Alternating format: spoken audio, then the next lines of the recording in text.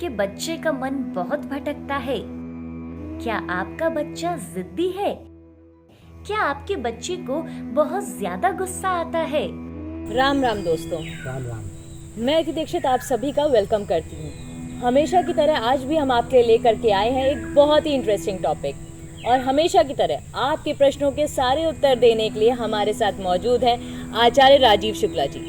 राम राम गुरु जी। राम राम। बहुत बहुत धन्यवाद। आप लोगों का सतत प्रेम हमको प्राप्त होता रहता है। दोस्तों, आज का हमारा टॉपिक जो है वो बच्चों पर आधारित है कि आज के समय की सबसे बड़ी परेशानी यही हो गई है कि बच्चों को इस सोसाइटी में जिस तरह से परवरिश हो रही है, चीज़ें हो रही हैं, वो कैसे उनको इफ़ेक्ट कर रही हैं। तो गुरुजी, आप लगभग आपको भी पता होगा कि लगभग ये हर घर की एक प्रॉब्लम है कि बच्चों से रिलेटेड प्रॉब्लम है कि बच्चे घर पे नहीं रहते, पढ़ाई पे ध्यान नहीं देते हैं। एंड सबसे ज़्यादा इशू जो आता है वो टीनेजर्स में आता है, मतलब 13 to 19 ईयर्स ऑफ एज में ये चीज़ें रहती हैं कि बच्चों का एक मानसिक और शारीरिक दोनों तरह से परिवर्तन होता है और डेवलपमेंट। तो उसमें पेरेंट्स बहुत ज़्यादा कई बार समझ नहीं पाते कि उनके बच्चे किस इमोशनल बैकड्रॉप पे गुजर रहे होते हैं, चीज़ें होती हैं। और सोसाइटी में भी एक इन्फीरियरिटी कॉम्प्लेक्स, बच्चे उस चीज़ को भी, मतलब एक पीयर प्रेशर को भी बियर करते हैं।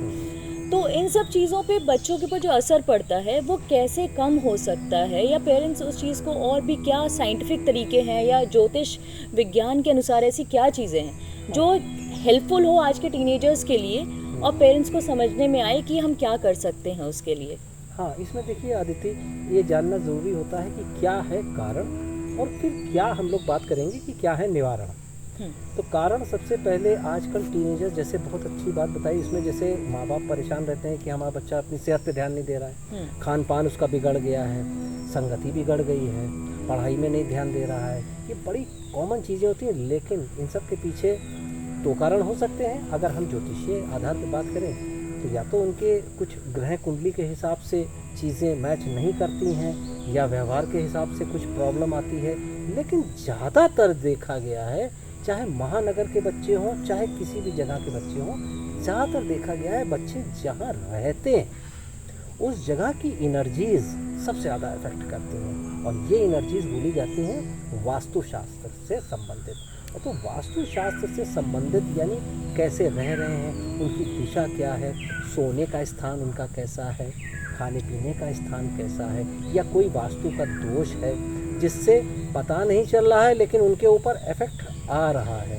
तो ये सारी चीज़ें होती हैं जिसमें आदमी थोड़ा इंडल्ज करके जान सकता है कि हाँ भाई, हमारा ये अगर प्रॉब्लम आया है तो क्यों आया है। तो वास्तु सबसे बड़ा एक एस्पेक्ट होता है, विशेष तौर पे जो ग्रोइंग एज है बच्चों की। माँ बाप को बहुत ध्यान देना चाहिए कि क्या रोशनी किधर से आ रही है, हवा किधर से आ रही है, थोड़ा सा जानकारी लेनी चाहिए मेरी अपनी समझ में वास्तु की, तभी ये प्रॉब्लम्स कुछ हद तक कम हो सकती हैं। गुरुजी, ये आपने बहुत अच्छी जानकारी दी है, पर जिन लोगों के परमानेंट रेजिडेंसेस हैं, जिनके घर हैं, फ्लैट्स हैं, वो लोग कैसे, अभी तो उनका परमानेंट एक घर है, वो कैसे इन सब चीज़ों के सॉल्यूशंस क्या हैं, वो कैसे इन सब चीज़ों को अकोमोडेट कर सकते हैं जिससे उनके बच्चे एक नियंत्रण में रहें।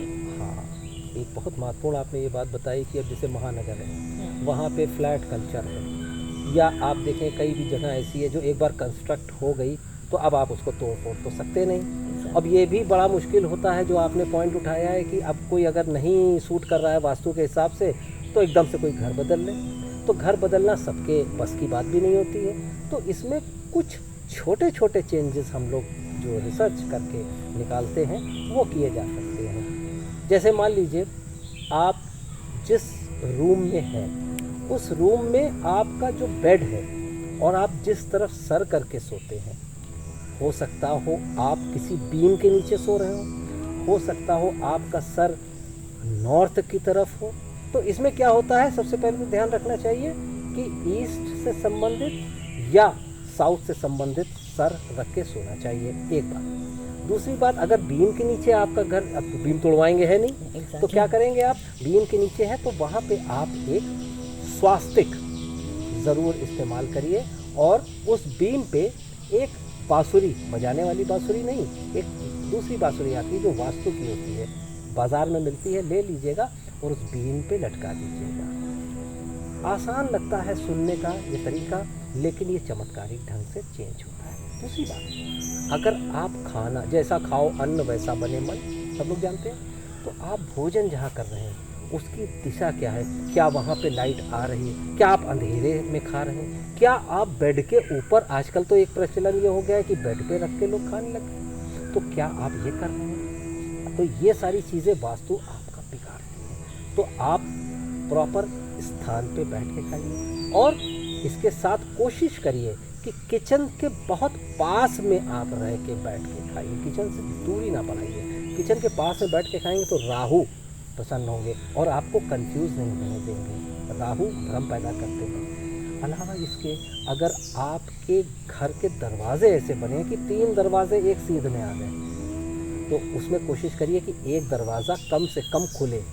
अगर आप यूज़ करते हैं तो कम से कम खुले। अलावा इसके, अगर आप ध्यान देंगे तो कई लोगों को अच्छा खासा चलता रहता है, एकदम से वो भ्रमित हो जाते हैं, किसी दूसरी जगह पे पहुंच जाते हैं, उनका कंसंट्रेशन पढ़ाई में नहीं लगता है।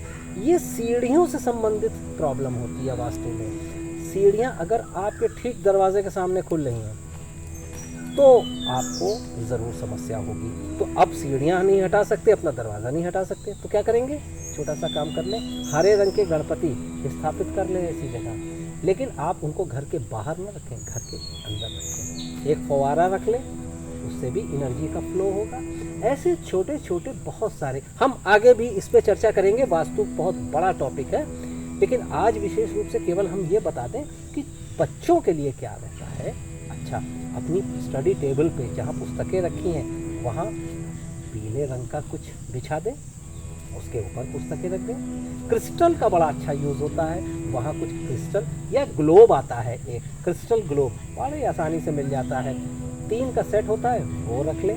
इससे क्या होगा? आपकी बुद्धि और माता सरस्वती की कृपा आपके ऊपर बरसेगी। ईशान कोण एक होता है, ये बच्चों के लिए बहुत अच्छा होता है। हो सके तो कमरा अपना ईशान कोण के पास बनाए। ईशान होता क्या है?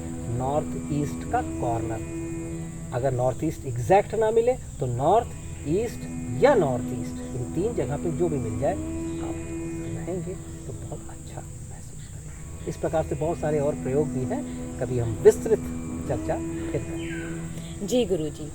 तो दोस्तों, मुझे लगता है कि ये जानकारी आपके लिए बहुत ही ज़्यादा उपदायक रही होगी, फ़ायदेमंद रही होगी, और हम और भी नई इन्फॉर्मेशंस लेकर के आपके लिए आते रहेंगे, जो कि आपको और भी ज़्यादा इंटरेस्टिंग और इन्फॉर्मेटिव रहेगी आपके लिए। तो इसी के साथ अब हम आपसे विदा लेते हैं, और आप हमारा YouTube चैनल सब्सक्राइब करना और बेल आइकन दबाना और शेयर करना अपने दोस्तों के साथ बिल्कुल ना भूलें। फेसबुक और इंस्टाग्राम को ज़रूर फॉलो करें। राम राम जी की।